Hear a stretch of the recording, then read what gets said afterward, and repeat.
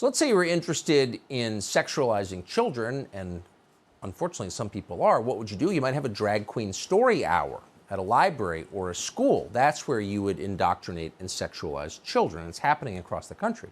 Here's one example from the Aspen Hill Library in Rockville, Maryland this summer. I am a drag queen, female impersonator, a woman. This is if you're a drag queen and you know it. If you're a drag queen and you know it, strike a pose.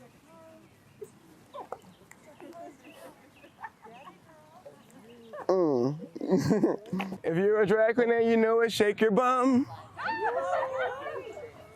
If you're a drag queen and you know it, shake your bum. If you're a drag queen and you know it and you really want to show it, if you're a drag queen and you know it, shake your bum. Woo! So the deal always was, do what you want, just leave the kids out of it, because child molestation is a crime. But they're not leaving the kids out of it at all. It's happening everywhere. Chris Rufo has spent a month digging into drag queen story hours as a senior fellow at the Manhattan Institute. He joins us tonight. Chris, thanks so much for coming on. What did you find in the month you spent looking at this?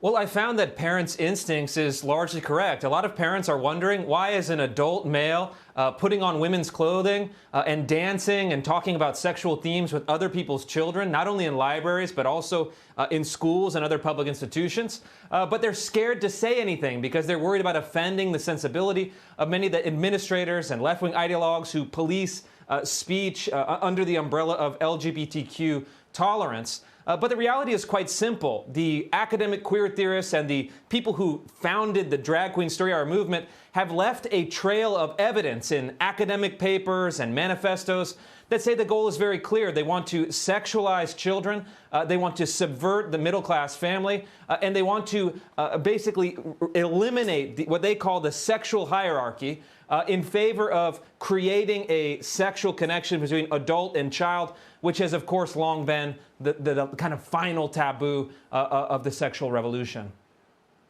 It was always the most basic taboo in our society. Stay away from the children, creep, or you will regret it. Why would any parent allow their child to be sexualized by an adult man with a fetish for kids?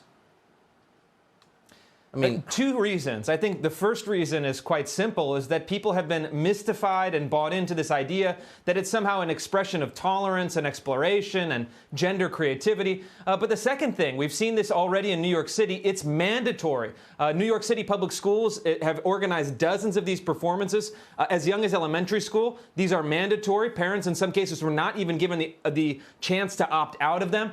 And so this has long gone from what one conservative commentator called a, quote, blessing of liberty, to something that is now being subsidized and forced onto kids by the state itself. It's something that people should trust their instincts on.